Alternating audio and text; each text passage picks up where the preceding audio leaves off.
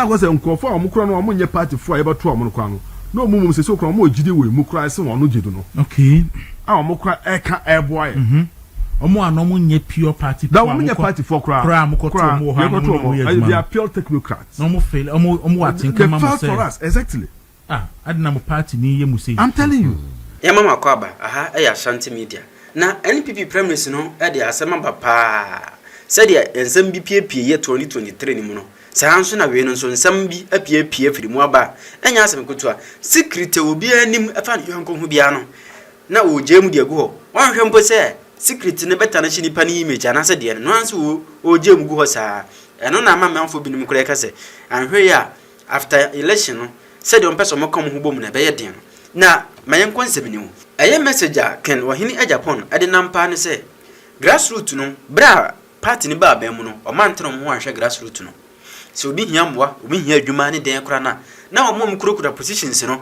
omom fi wo mo en sa fona ne kura positions no omom fi grassroots fo no omom so na sese omudi Dr. Bawumia mo achi a omom pese omsa nya positions biem nti se delegate ne to aba e de ma Bawumia ona odi Bawumia chi no e be sa akonya positions omom sa so mfi grassroots no nti kan ohina Agyapong de wonde ono wa grassroots man nti wono de oba obehwe se grassroots obia ebenya de e so onya adwuma pemu o de yo obabo ho munyina okokara sa ansem no ana manfo bi nimbusa se na wo contract wunya bebrebe no grassroots for dodo se na ahwe wo ma ama onya so ka sa ansem no nti na omugusu busa sa questions na de ama sesi eja akoto etim kan nimu eye se ona odi na chi sesi ano na to shi eye obi a no administrator or district assemblies common fund na to shin so kan ho mo so na ye kasa ansem no se grassroots fo no nyina no ye mfi wo mo no na maami nso ye obi a okwo district assembly common fund ho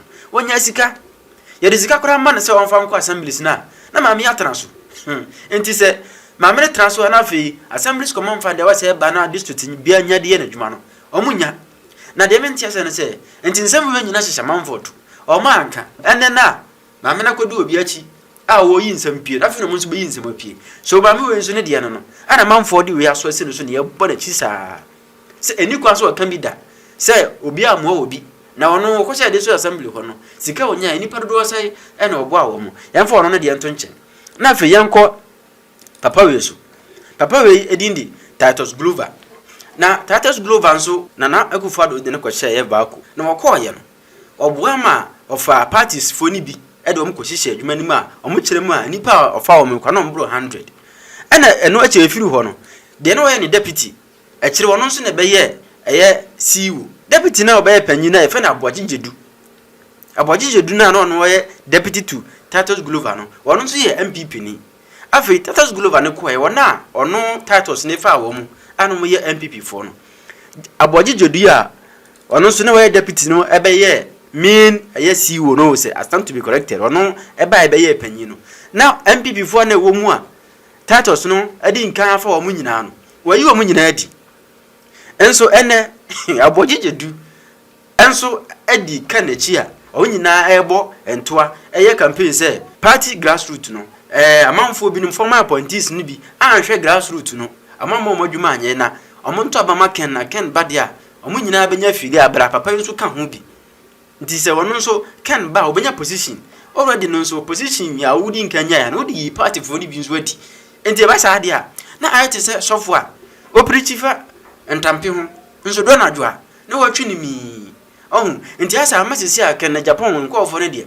secret ya ye bie mu no anya asem ketwa na wana papa yi we yi o madi baako edin ade Adam Sabo waka wana sata me na Titus Glover afa o mo makohye baako ho na afi eye bojijodi be yi o nyina adi no na obeyi o nyina adi wie na papa we nso de wo ye Accra NPP Regional Communications Director enti nko onye ni paketo o NPP musa na ya fa na mana kohye eye baako ho a na waka PR team no na afi ye yinadi wo ye party nso ye yinadi na sansem no okọ wuntumi a na omuta aka wuntumi presenters no muta aka sa asem no na ene de aye Adam Sabo ono angasa ba studio enye ko busa na sa asem no ana obeyi fila ni nyina de gu ho na busia entima papa na boro so gu ha no wutie nsem na wutie nsem a Ken Agyapong ni team ne kana abusuana fe ayi tutu me nhyɛ ntɛ me wase nti sɛ de ka no yɛ sɛ it is easier said than done sɛ wode wano dɔ nwira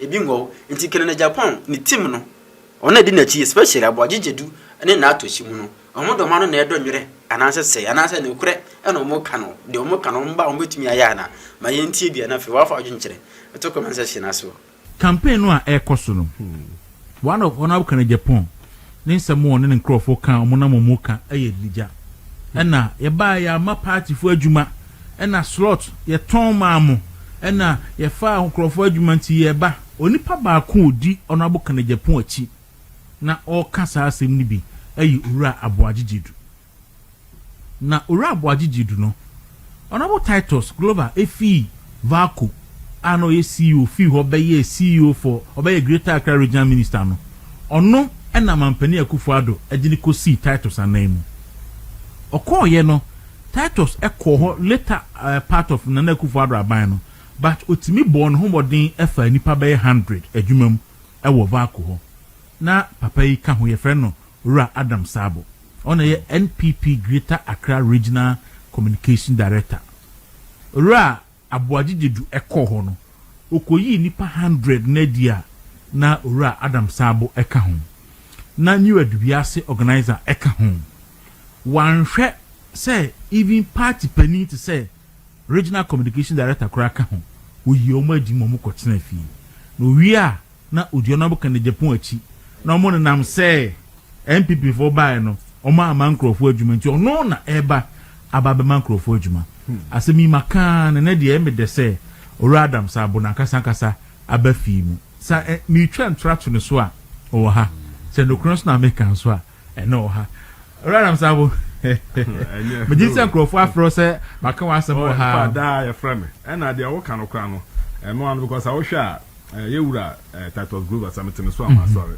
yes in fact saa ni pese ɛna ɛde ɔmo yɛ amanyakuo obi a ɔta kai n'echi sɛ emra na me hia mmoa na we ni we ɛna ɛbɛ so ɔmase ɛma me kodum pempen so ameduri ɛnti ma me ntwemeni na me nhwɛ ɔmo so in fact saa de na yewura Titus Global ɛyɛ mae in fact sɛ wo kan no kwa na ɛyɛ 100 and something I forgot na mo 100 and na 100 oh okay and na carefully no year every regions okay. Now press the Greater Accra so any Greater Accra yes, no obi represent a particular region okay or they buy and we share Vaco so a different department and to share wa honden and what this year qualification I want no amount baby or do be share exactly now question me director of communication baby I met TV so no radio so I make us no and I say oh now say the word you made and they do go share PR side ho na nka also so wa bu djuma amaya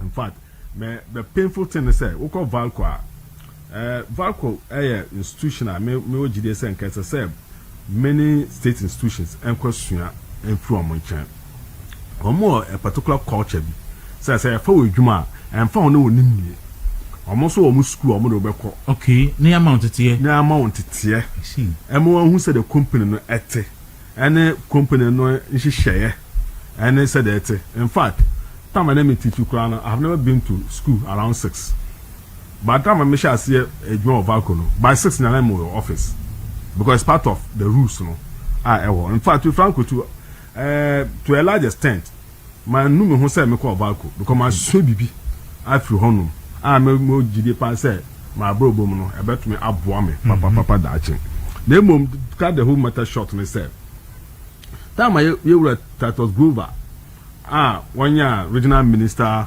appointment no na we papa bi me refinity na ka deputies no mo okay na nka ono mum na nka sese we the next CEO okay ba ye papa Titus Global hwe say oh ye sa papa no also as no also is somehow inclined to MPP but no onye politician to say jedu and na papa Titus Global join say me nko from me dem obey na say me kwa say me nyi obi a obetimi ahwe o mama me ente matato so anka se ko na ho ekwa bu nkotodwe epa na na che se omomfa majedu mom ono na ebetumi aboa nhehye na wode atukwan mo no ogide se jedu ba omo na obetumi a push am na akọ ampara nso na natie na asem e de friends and position no ema jedu na jedu kura dem nwa pa na say mostly time no deputy no oba office or to me office o na me na do come fine oh na sometimes got me from say oh I have crop plant or next after there some new plants be eba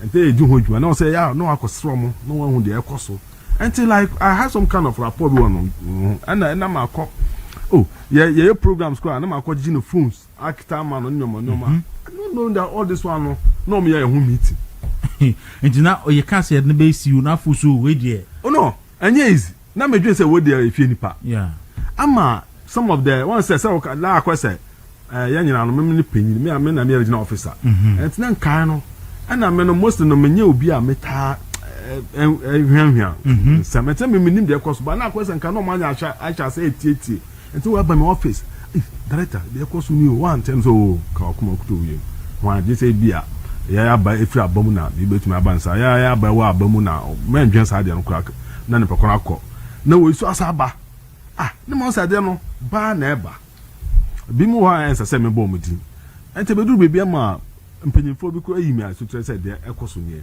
ba wo de kama kuma tu yem ye edwuma ama wo de don't worry ye ba mi bi akọ vepe na go se nkofo a mo kro no mo nye party fo a ye ba to mo kwa no na o mumum se so kro mo gide we mu kra se won no gidu no okay mo kra eka eboy omo ano mo nye pure party da mo nye party for kra mo ko to mo ha mo they are pure technocrats no mo fail omo atinka mama say for us exactly adna mo party ni ye mu say I'm telling you and so to me no mo share on cry say oh we ka kuma to yem ya da so kasa bibia be koso yi e mani bedu bebi kwa me office no kra no omo ka tell me say board members office no and so omo board meeting I mean from office no sir and yes and stand there omo board meeting na me sensan ho me office aje baby and madam for me na akota no office mu eno ne wono bi sa enti balko omo policy bia like about me aji leave about twice in a year enti me je me leave say me kotamali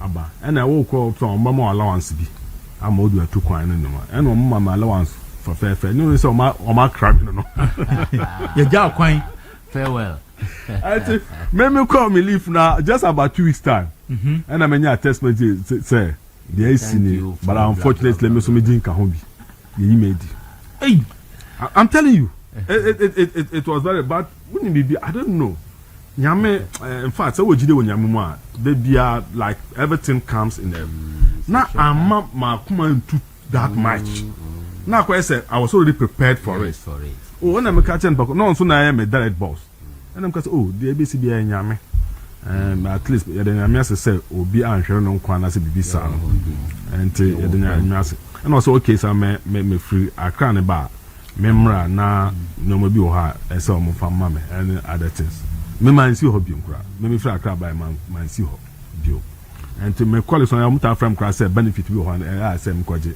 and na e association so yeah. And every man so obetu like 100 Ghana na nyina me ma aja mom ma nko bit and me chere that's where I am in fact me bra penyin or me boss right say wo share experience a wo go through na so bit say ira bo agigidu eno na bu kana Agyapong nam no mo ka say ya ma party for adwuma nti o mo na e ba be ma party for adwuma how do you feel me dey bia me bomb pipe because me am to me so me delegate but so for mo nyem piem so okay me dey bia me bomb pipe say nka e bia no ma be share so me di nkomo na metuma so botuma hwe menim na ko hu say abo agigidu tim mo gidie person ko be ka say on obegina abontin so mo bia obegina abontin oh yes because at least when him say mete because can me be say na stem bebre e wo hono because me hu say me nua me fan say me nua pa and anytime me hu na time o ye deputy no ba ho oh yes and obedi nkomo see I'm telling you I was shocked you see and the shock me more no class technocrats now me remember to omo homo nim bebia no mo was some kind of feeling be emma me but that time no wa she no coat no kra me do baby after say ye yim onye ne kasai na no that's na mo tamali okay and I say and me can say me ba so man ko up to na me na see ba koda because I me obi a say me say exactly one person who me a me so me de me hu sie me person okra who me so bi so up to date me na see Valco Krada I see you see but fortunately no there was some few bi omo kai and I'm praying and hoping say omo no omo di hom faso And I strongly believe that this for quite about 2 years. Uncommon yes, uncommon yes. The system. Oh yes. Uncommon about 2 years. And a better more ha. Uncommon yamu to send me. No at all. Properly employed. Yes. Properly employed. In fact, and yes, a political. They went through interview everything. And went to training. I was then talking to him to ensure say I'm telling you. And yes, it be a political appointment. I told him, and you're political. Walk through the system. Everything. Over 100. Yes. Na mo amunuya NPP ni. In fact, obi also my member nyasa my bondi me bone my bone. Former Minister of Lands and Mines, Minua Abujina, yeah. Also met so am sorry. Up to date, even when he was made Minister for Nature, so whom you are from senior. Me who say obi a one who brass. And what say asam no? Or Freddie P. E menim. I can say the following Monday. One family some call in state team or honum bio. But any man can be bia. But each and me Fred P. and the say, in fact, me person me ko hobio. Because I quite said, they me call you on one channel. They don't want you. They don't want you. So I'm to crown exactly. And me dana sepa and said to so to fan kutu nka ka ono kwa de anka me sa akọ ebio. Ba me na me ka say me person me ko hobio. And me tina baby. And me nua jedu so tie me a we there in fact your friend saying Portuguese moment say if you want to know the road ahead, ask those coming. Yeah. And quite apart from that, no. One crown na me say no deputy minister health. No. Before health or that, no, the final one was health and sana. Say from no a regional deputy regional minister. Yes. Regional minister or deputy. Yes, I'm saying no a regional minister. Is that so? Yeah. Okay. Okay. So as a regional minister, when you approve with a handful and what and a no, I call health no. And the health also now in years and about Valco.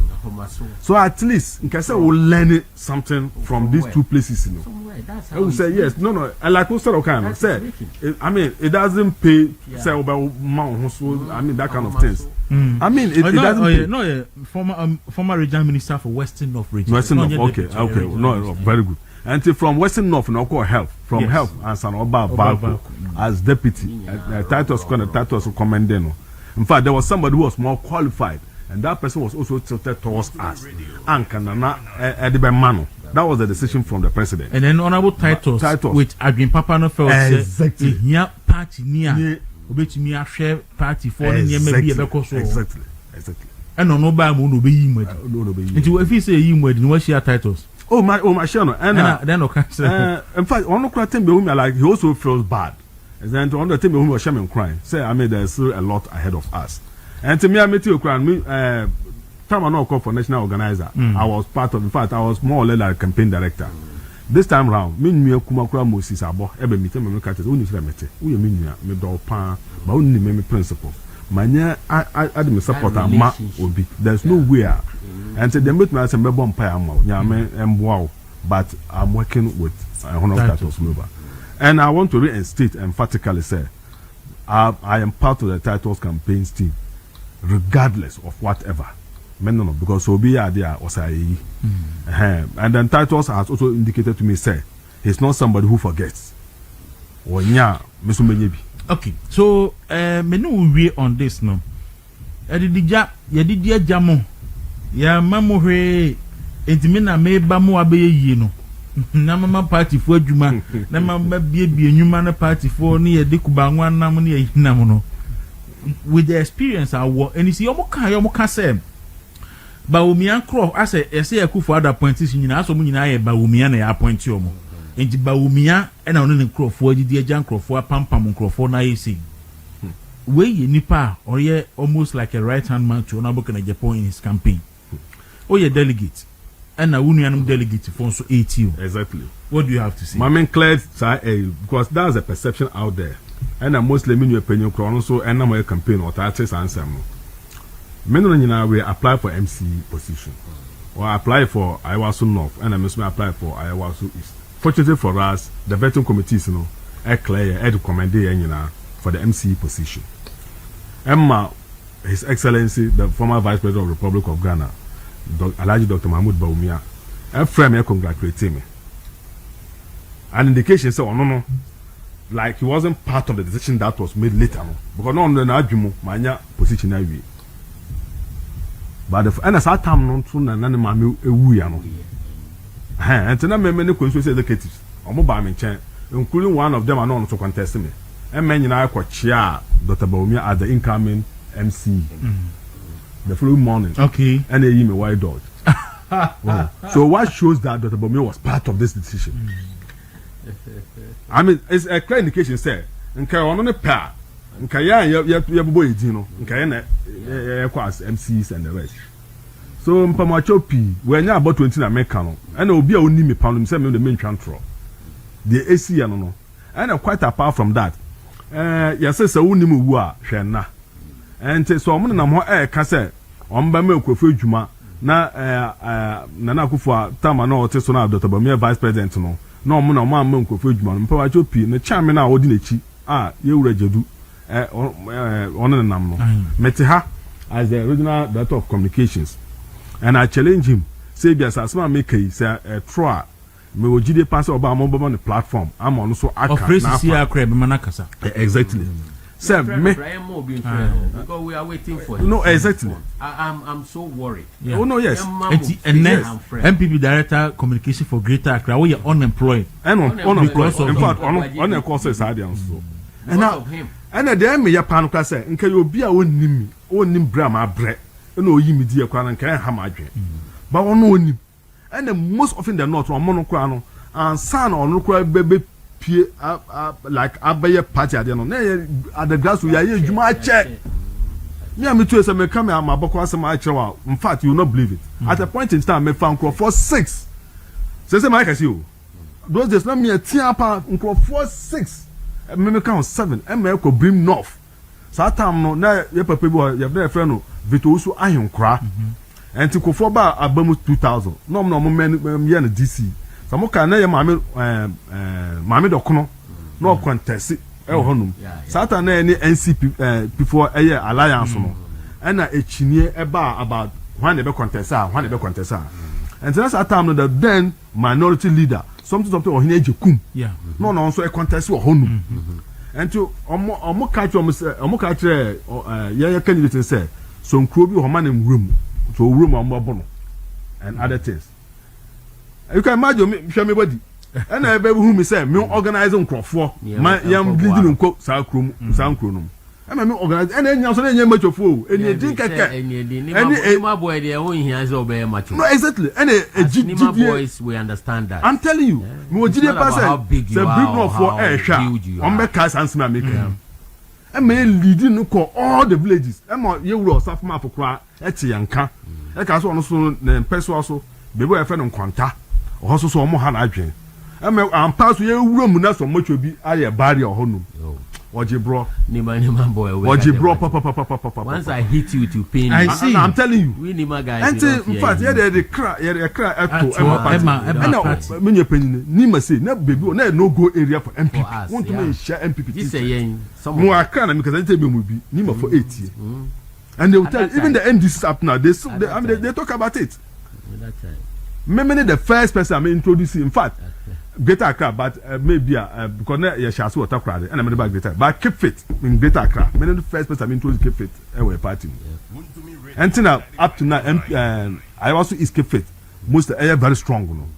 That's where we started to keep fit. But all this, that time now, not of coming a deputy regional secretary. Now for going a youth organizer. No.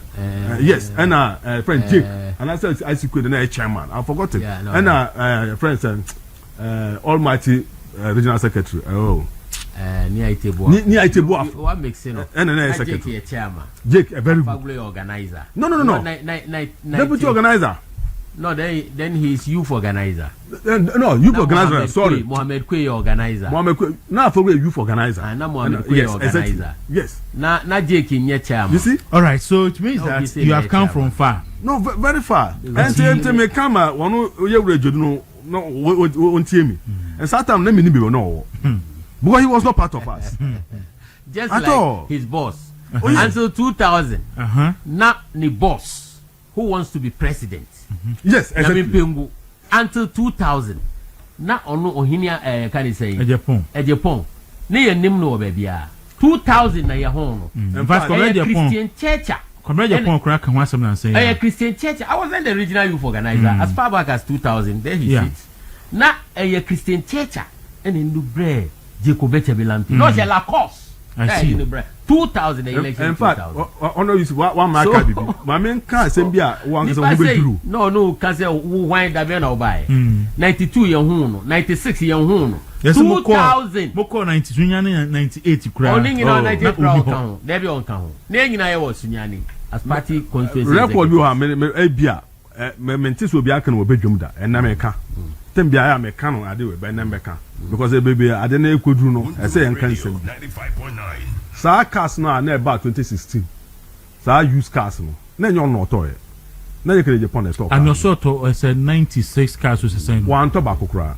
and na hwan na to na me ba ka no I was the youngest person in that particular meeting na ya papa wa anya baby kunya me fa the crane say tem bia me bompa man alaja Adamu global of global haulage no in fact on my ya papa alaji mega Ephraim because no one from at like 3 times na me because me nim no and on my ya papa alaji mega omo nya omo exactly on ko no o say an uncle and of friend and to let you cut the matter short na me alaji mega alaji Adamu global ono ekene Japan and Dr. Keke Sapon. Yeah. Dr. Keke Sapon. And Uncle Dr. Bawumia SSN kono so meeting no bi. But no antumi amma. And it's na say and papa ne ka so person oboa party. Na sa tam so na papa so MH say tamana MPP and this wa abamu no. Na Lordina. Edge no contracts no. Okay. Na Emma ono na tamana no ka the kind of your friends and there was some cocoa rules bi ano and this for ka so mo ye I forgotten papa no ma etia say so ono no sika and all ye enya ban sika yes but now ban edit to record say ban sika yes that cocoa rules no and then ma eya ne ye pa e man ka say o say o boy ye party no e ma power and tama na the bank no hwe to frank me pa because I know what he did for us to come to power and to sarcasm no nyina in fact omre buy kra no import duties no kra no osaba papa no nche bejiska it is a cast na buy one to back kra o senyo no kana Japan alaji I am telling this on record na me video so na make Adamu global alaji Adamu Idrisu but na Adamu global exactly because me kai say in fact one of the most generous and then I think obi a wasum like chromosome pa to the because time no we are kra no to be frank with you na mpanyinfo bi agina mechi tam e be see no mso omo kan dia e ha omo no enti afi dia yentumi nkum nwan ene nantwie anya sala na say e be sele bi oto nwan mo e de mo de ye ba alaji so how come say obi ya hanti say alaji na toy ana me kan say me no me the way I am to be frank with you me obi a I don't take things personal ana me obi so a ye kokukuom kwa kan asema e be ka kukuom so one ko kan bibia ma bibia ko kan bibia ebeka and American is the first American Republic. This is the first platform American. And then the man so you were part of that the meeting. Mano Alaja Adamu so manu so omo Aziz mu ho what's the cast stand do saying? What's it? Cast stand do saying? No, also I cannot tell the numbers. Okay. And the motorbikes kwa meme kwa no Alaja mu 20 motorbikes and 20 motorbikes. I see. Motorbikes so such motorbikes be brave. Meme 20 motorbikes cars no a buy also my constituency. No, I am telling you this on record. I see. Say it was just that on no and I could far cast in buy. But the money everything, even import duty. Alaja Adamu global. Wow. Yes. Wow. And a will crown of vice president. Dr. Mahmoud Bawumia. Exactly. And I'm going to ID. But I don't want to ID because one can myself. And we for most we know that that's how the way we are because what they call it and how they can say alcohol. How do we even say it in English? Alcohol. Like look, this word has just escaped me. I quite say Bibi say menu in table and TMP Niagara. But can yes from and other things. Until say you push it, say you push it to a wall. And also hold on the queen so see so and also exactly. I see. So it's a reach a point that I should say it. I see. I was saying, what's in the half first? My cars the numbers, not the amount.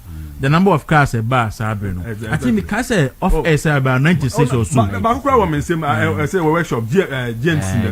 Exactly. I see. I was Adam Sabo, a regional director communication ma NPP. And Greater Accra. Alaji Fofana, so Alaji Fofana. My main Jones so comment kakra fi. Yo, say Alaji Sabo ama miura ho ambe. It me say miti ho yina na ma edi. Wa kai sembia me pese me kai kra because esa na wan hwe ya na hwe obufu. Which the same people are on person be di o man so. Obo inflicted that wound on us. But a small way na me dey be kan when he say we have come a long way since 92. Or my younger brother. Ejura City, the massive boys. Look at the way no. No baby free. Ejura City, the massive boys. Yes, I Nima boys at the same time. But while I you with so 2016 then I work on a 240 pickups. Thank you. 240 pickups. 2016. Thank you. Yes, I Nima boys. And we grew through Nima politics. Na mimi Johnny Job in the year 2000 called a regional youth organizer. We be 2-term regional youth organizer. Bra me deputy regional secretary, number parliamentary candidate. Na sabon so rise abaye constituency secretary. Ewo ayawa so east. That time me and Chemo. And I'm a parliamentary candidate in 2012. Now you're constituency secretary. Look at how we have come. Into Navidasu regional deputy secretary. Into your elections ning in a no namisimin kobio. And ye say Sabo so be share my name or not honor. So we all work for him and obey share my name as deputy regional secretary. I see. Let me move on. And I later be director of communication. Sabo you any deputy regional secretary, be acting regional secretary. And also be director of communication. So every step I take, no best step no best step with the same step. And TCC or no, anyway the sitting director of communication for Greater Accra. So you've seen how far he has come. Me American source me no ni say, can uhina Agyapong me say ya meti he. There's no way I can bet me a shame nim. I be a campaign women. Nti oba Easter I was I don't fire was manko. Because one share year, Nima boy send your name na ma ko tuchile chede. Because I don't care. So e bema. Nima boys we don't fear bema bia. Bema ni nia o bonwa. He can take blows. Exactly. Because Peter Town say if you know you live in a glass house, don't throw stones. And if you can't take blows, don't throw blows. You should be ready everywhere. Because ono kahuna me lose me parliamentary seat. Oh, sir. Oh, yes. Ken, need Natoshi. Year being 2012. I'm saying it here. Ono na ma me lose only Natoshi. And I'm here then. First, the first thing is me a parliamentary candidate. Me be here no April 2011. I was often constituency called primaries in Tem. Into ye ba be ye presidential primaries no. Only Natoshi frame me. Now they were supporting Nanado. Say as the leader or the face of the party in Nima and Mamubi, no. That's Isayawa Suno. Mimbo Modiana Mima Nanado nya 70% of the Nima Mamubi votes. That is for the primaries. For the presidential primaries. Nanado nya omu promising at the meeting ground oh. General meeting ewo Mayor Hotel. And what's the name? No. Nima Runabout Hotel, near friends. The Kwame Hotel no. Pan-African Hotel. And why you have thousands of people? Na Toshi Dinami Benkum Onunsu na Ohina Kennedy Dinami me right side. And Omuka say me to me lead the party no nyanya 70% of me pick up the area me campaign. Me nim say be a program here. No be frame me pick up now. 2012, I'm saying it publicly for the first time. That same year, 2 months to election, 2012, me invite free more parimuni hakmausu adimamu to our keep it now all can once more. After the keep it fit no yekoye rally. Edu Kennedy Agyapong so obekasa. Oh who crowd no he was shocked. Say in Nima party ebe pull crowd see for MPP. So he was carried away. And o can say o kase wieye and o promises obema 20 brilliant but poor or needy students. Min pelmo no min for mumra a more tertiary institution now person ko tertiary obe sponsor omo obe ma scholarship. And I may be a T committee. Meaning says I turn up who committee no. The T committee 6-member committee.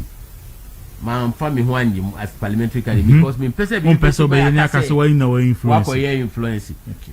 Teacher obey a parliamentary candidate that same year. Ye chairman now no so be Ayawa so east. Carter constituency chairman munyina Isati Aminu munyina. Omu chairman and secretaries and I made a committee. You committee we no and interview nipa almost 200. Nima mamobi and omunya 20 no. And I made basi omunyina to Agyapong, Ken City. Yes. Not tini ni kunyamwa because he knew I was coming. I call him. You call any edi your report come on and say anya 20 needy but brilliant students. Na that time no cry election akabe 3 weeks. And no promise die say. Na nani agi eni edi man no free honom. And also me nim say be Agyapong program you know be free me say 20 people now or ye di omo buy no. Omo scholarship ni omo njinku school. It was used as a campaign message against me. Say makoji ska won in chain. And in Agyapong me no be share won yankopon anim. This wicked man wants to be president. And because of that program here no be campaign tiao. Me see all over. Like 3 weeks to election. Wow, I could pick up no this. The pick up no crowd montanka because say and I was 20 scholarship. Ma koji 20 microphone sika edi ye campaign. Wow. Ohina Kennedy, Ohina Agyapong. This is what you have done to some of us. And then no person who president. For where? For where? Who constituency kura den na wakwaye ohono.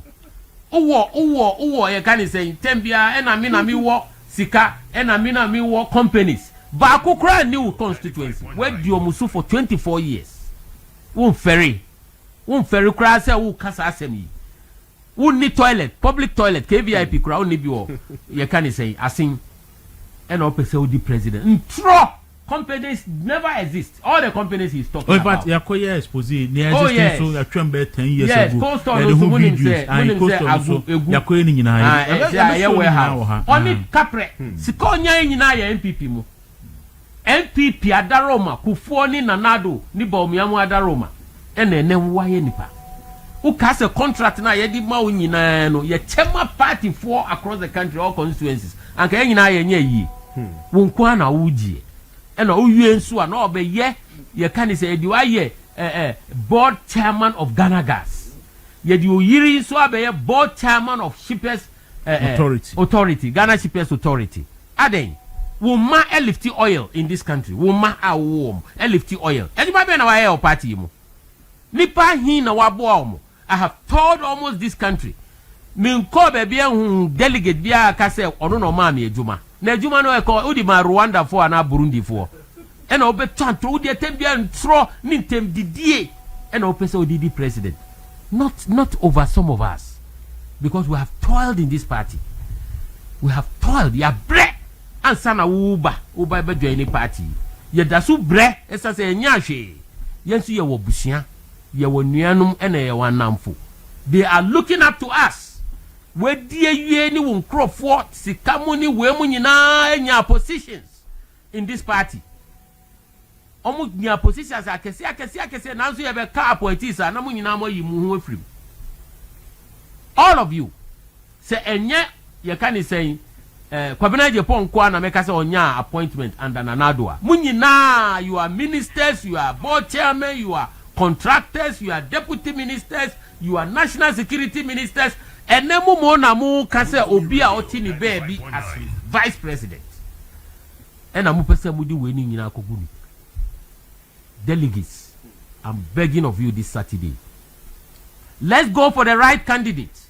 Obia ni first term what me anya 41.7% first attempt. Inti ya kan 9 pair. Yedika. Because 9% na aka. No akofo obi a wadidi atem, wadidi osofo atem. E madie ofomokwa, odidi on atem left, right and center.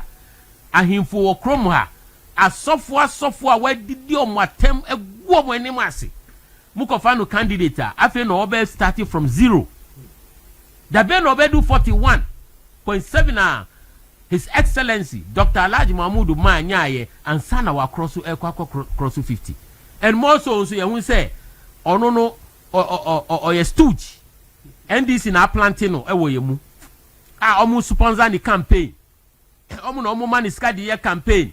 Omu pe obi oye week. Oni omu na eye adwuma, oni omu na kasa. Se si amuni mu kasa yi NDC prepare security for Agyapong on Saturday. And we have wired all our constituencies. Yes, I say yenimi ya ho. And every stranger near the polling station will be beaten to pulp. I said it here the last time. I will say it again. Every stranger, especially yensu ya internal security and NDC security for also. Enti omo nim ne si wo ablekuma nofu no. Ana ne si wo akwetia no mo di ba Saturday a. Ombenu omo. Because we know ourselves. Baby I di ube kono we ahoho. Ye hu ahoho wo hono mu a. Wa no ube hu say yes. Wo na wo kofa bae. Into what we are telling our people is say we are very ready and resolute. Say ye ni obe wini election na ye kwa sign peace bibi a ono the most important clause in that document no say anyim free. We dey share adwin we dey call hono. The most important clause. Say ye win ye election ya ni obe win bia no ye nyina ye nye ba ko ne ye ntanyechi ne ye for the ultimate. O say no mo ye nyim free. Yeah, that's Agyapong. So we need election and you no win here fine. No win there any. The obia win there. It tells you his intentions. His intentions are the intentions of what happened yesterday. The whole Ghana obia ti say the MPP ni NDC ni CPP court. Entro. No, we catch. Ploy. Oh no, yes. Wahu. Nkrofo na omo say omo di MPP ni CPP ni nyina NDC nka ho CPP nka omo di omo ka na amanfo eye omo say we dey say nye MPP pe omo di obi akokot entro MPP no obi akokot. Dr. Nuama Frimpong Boateng and Dr. Nyawo Tamaklo omo abo omo trimu pose omo be say ye election ye kono memende. There are no more members. They are forcing themselves on us. Nyawo Tamaklo ever told us in his room, East Legon, with the constituency secretaries across the country and their deputies, when I was the deputy regional secretary, Eko Ninchen, Eko Sreno. No, it wasn't East Legon. Where did we go? Around Harchos area.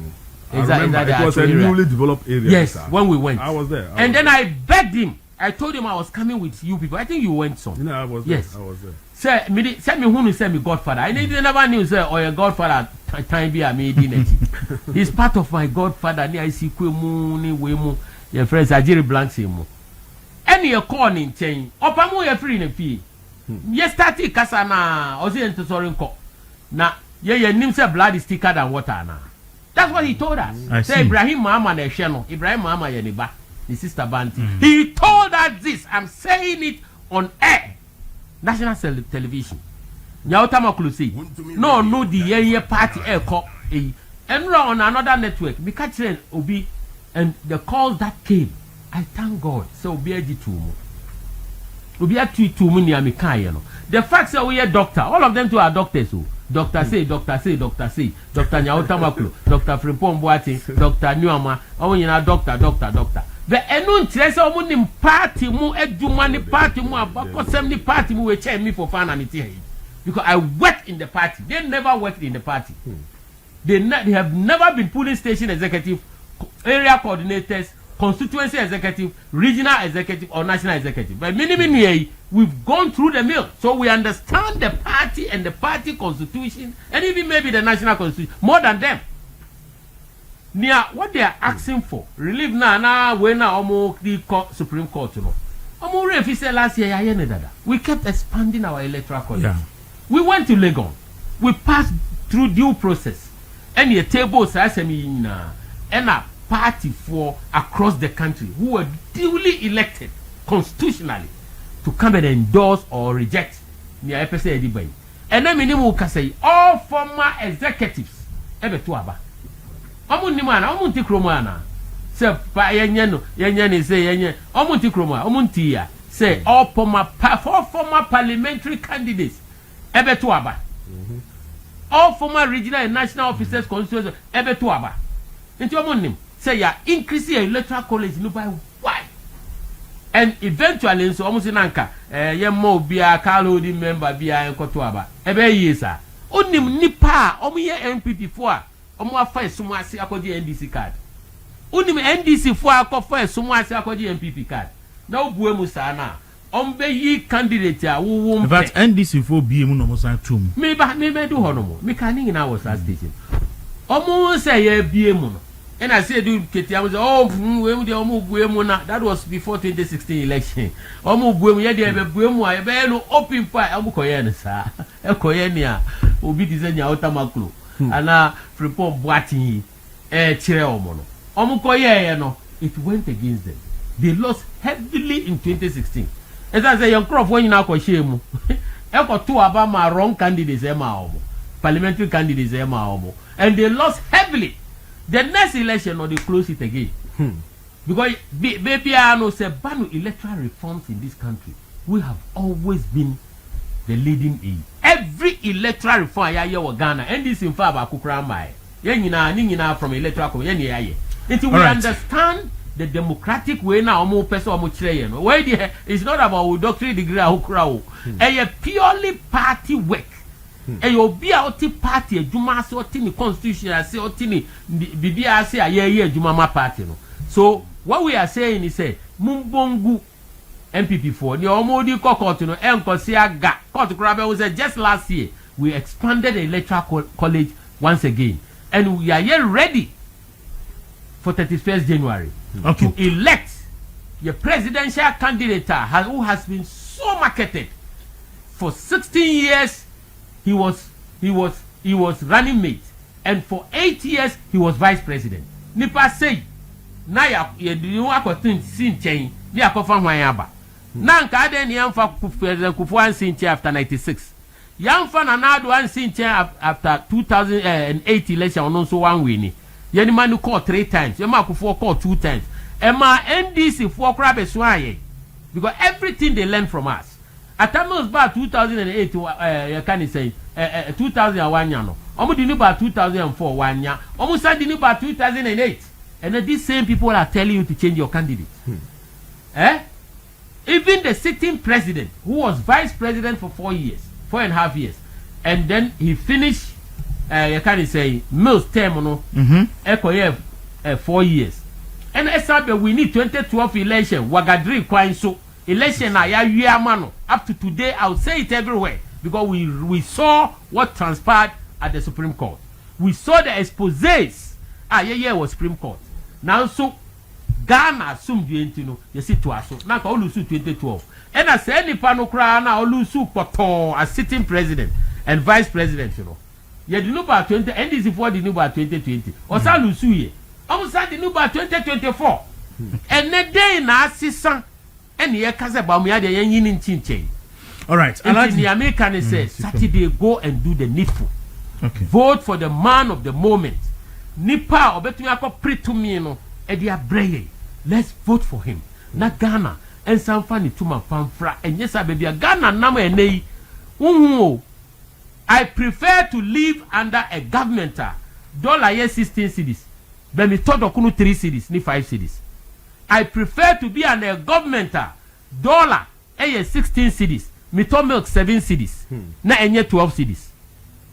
I prefer to be under a government cement buo enko ya kotra 100 cedis and then aba form kakra. Nanso emma form till like under nanadu. I prefer to be under a government means high electricity bills. I hear chain. You tell me say dollar above for money. Alaji home me say about rap up the moment. So Alaji use it for fun and Martin can pay. We are told say suhum kwan so petrol tanker bi ahwe ase. na anapoku ahoma no so yesi nipa petrol tank na hwe ase nipa ekura bucket fumfuo nana good morning sir nana boko de Namiado Agyapong fa na odina sisi ana e de na ekoso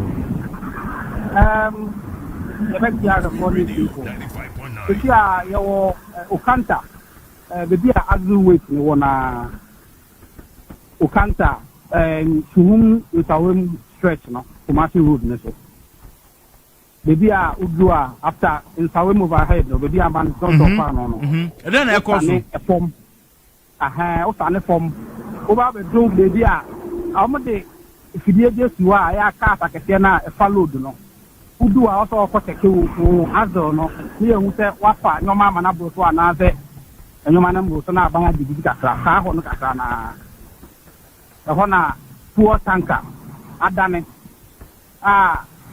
obe cheze o have videos na eni enyan me hu the fire service ho ha me hu se police ho ha omu bo eduma but adiba kwa mo kakra no se o have video na man force to pan ebi kuta ko 4 gallon omu nyina etuegu fuo ne so a omu sisa car ta pack around omu so si a make for nso ko so fuo ni bi na tete na o de ho a on ti afi se fuo la ba fom nka fuo we die nka omu de be yede na police for na ejina ho no so no nim di omu ya ni mu fo no sai ben fuo ne sa omu sai enya o gasiti e ti sa fuo no e fi tanka ni abra ya mbo mo ban ti am no ka se e jatom ana BBC a ni nim de retini fi ntigoku de te wa ha no I see na me da say for this report na ha adwen enso se na wo kan ha adwen se police fo gina no mo nya ho hwe nti ye da fuo ko abo abafom fuo de nka mu fuo nka me de ye dey Ghana ni de na me da say ono enfa ne ho se fuo na wan si di kura still obeko alaji enti we ehu kire se wo tanka no so a eso na fuo na nkrofo so pan ko 4 gallon no ni ade car se etwa mu nyina motor fo park obi e kosa bi agun car mu and I'm wondering police fo gina fire service fo gina obi e nka hwehwe yo yen to en komo so e na ye bom pan se ye nte se obi asoja on potem ho a e be create problem you call for do e bi sie na gas any ese obi so obi asoja wo ni fi she almost kromu nyina enti we no wa ehwe ni besi alaji ma yenwi en komo no Saturday mu ko to aba yes enti na afo se eso bi to aba ma Dr. Mahmood Bawumia in fact no more pray so no be adwen a oman ya how eya ade menu pe ya to me so anu adru a de aka nya betumi aye ene sika sam ene bambo na wo hwe yewura Dr. Mahmood Bawumia ne nimdie are fasika sem ho a me negidie me jindi se oman mu no se ye be hwemu atuma yi obi a osese ono anaso osen no a de se bia de pekon ya ho afi na ye be hu ni pekon no ba nya de ya titi omo a ye nim omo a ye ne omo kasa quite apart from that no most of the programs and policies are what they about ya so ahwe no ba ko ni ho akura atosi ne nyina ama oman yi atuma pagya ena ya beka ho nsam kwa na mra aka kwa no ensoye na de amere beka ho kwa no ko se na nse ya sa go ball ya nkofo yi ade abai no obi ani bebia efri ona obi anso ni de wode bae e hwe enna ya sika semi a akwese apage kakra no apart from the global adiwe no a ewo ho no because unim say dollar no de mostly no mo wi wo ebebre atuma ma eno ankasa etofom ena na akasa no sa no mo no nyina apage page but quite apart from that no ya be bobo ye gold down no atuma na to fa akon atumi ama ye sika apage no mo nyina no efri Dr. Mahmood Bawumia ena didi do mo ya no kra nyina no ye de 30 tons ena ja omo Oma be ba 1 ton ba ku pe e no mo ato so. Yes. But so omo kan hu se ma omo kan e ma amafo hu se dodo no a MPP na de to ho. E na the fan ho no so a saade we e ba nso so e Dr. Mahmoud Bawumia. Ente so obi a na ena tumi kura eni ne nsem because wo hwe ye constitution no a en ma no tumi bia se obotumi afọ no ankasa ne pe ayi bibi. This say yes. This say bia the obeka amana to president akoma so no na ono de ayi dwuma. Na che say dodo no wo ha kokuo mu o maka ho asem a ennem say ya nje antum nto no ama bonten kwa ma ehu anase ya ate. And say ani peko say no. In fact, in every generation no sanko for one and nyame atumi di mae. And I strongly believe say a generation no not only in Ghana but the whole of Africa no de nyame ayi amaye no no. Ente ya nsomu yi a da che benu yo. Ente men pese me de me ho ebata sa campaign yi. Na se da che kwa na se me ko me kra chi kwa no a na se ka na nkofo a na o mo ton sa pepe no na me na nanom atba ka se na me so me ka ho bi. Ama o mo so aye proud say na o mo na so e de no ho bata ade a se fata. Na we no kwa no wo ko hwe a akoye se aye manyokuo ensem ba sa wo ko hwe pa no a sa abakwa asem a abakwa asem rather because it's something says so bano a wo hwe sa go for oil say adane go board no. It doesn't know MPP, it doesn't know NDC, it doesn't know Ghanaian, it doesn't know foreigner. Once you find yourself within the geography of Ghana no, you stand to benefit from it. And now most programs already bano and you say this is unimobi and some of be so and some on saka. Because digitalization, do you need to go to do any connection in order to have your Momo account and then your bank account linked to Momo and what have you? So that time okay na ebia abrowo your friend said mountains na nka obesan ska na so MTN na no abro so extra this okope obi a you can imagine by what phone so it doesn't matter the network what me send ska or even bank account what me send from Momo to bank account from bank account to Momo and other things. Yes oh no yes from your home. In fact 24-hour economy in fact allowed you to for fun account they be a catch room 24-hour economy are okay no portions of this country's economy no since independence no more running 24 hours. Ports and harbor is 24 hours. Airport 24, hospital 24, police 24, okay, military 24, immigration 24. I mean you can count and count and count and count. Wow. You can say 24-hour economy no any policy. Demand and supply. No, yes. Demand and supply.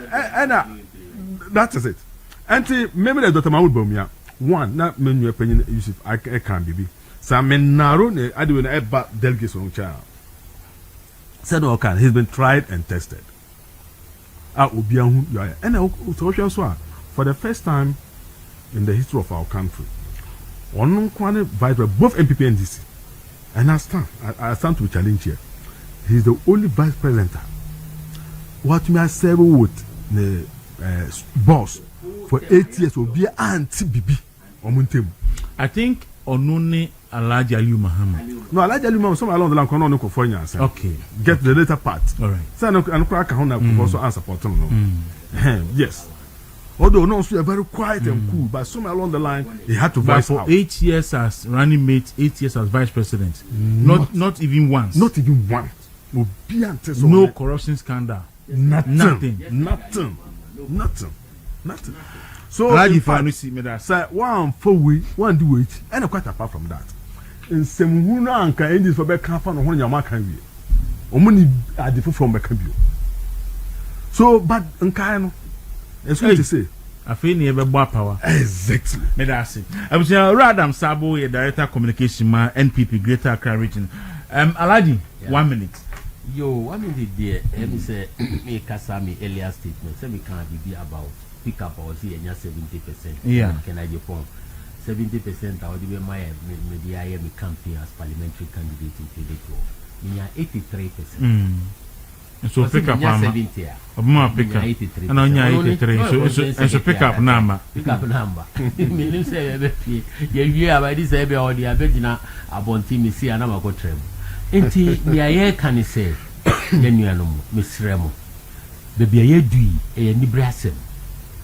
Yen ene yankoto aba 2.1 million Delhi MPP for the yankoto aba. NDC and we ni election biao.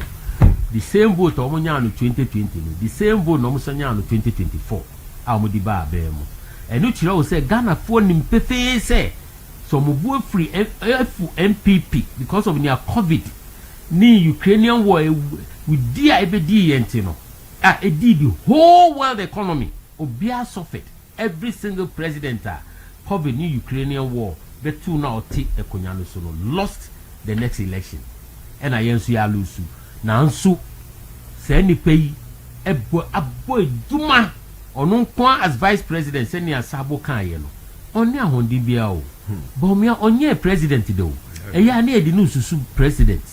I thank God that you are doing that because onu no ye the most effective and successful vice president Ghana has ever had since independence. Ghana nya vice president awa bo adwuma ti se Bawumia nti ye di ni be president dia over 33 policies under his sleeves.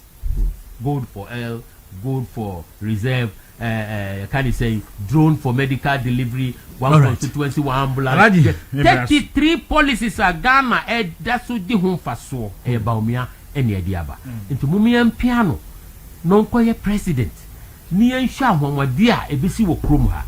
The delegates, onu de wabara onu ankasa be kachiremo. Ishishia wa shishia mamu as a digital man. You do constituency be cry na no be constituency no on his phone. No I can say polling station behind Iran library. Maybe polling station you know. Behind Iran library. Mamobi. No abo chairman. Semina me chairman that time na. Chairman Alaji Yusuf Fofana. No with data. No abo baby so crazy be typical. Alaji Yusuf Alaji ya brenti ya debesi ha say enya afi na yekọ print papers dey akoso obi anya yi. Madam Asebsia Adam Sabmotin kan mota Alaji Yusuf Fofana kan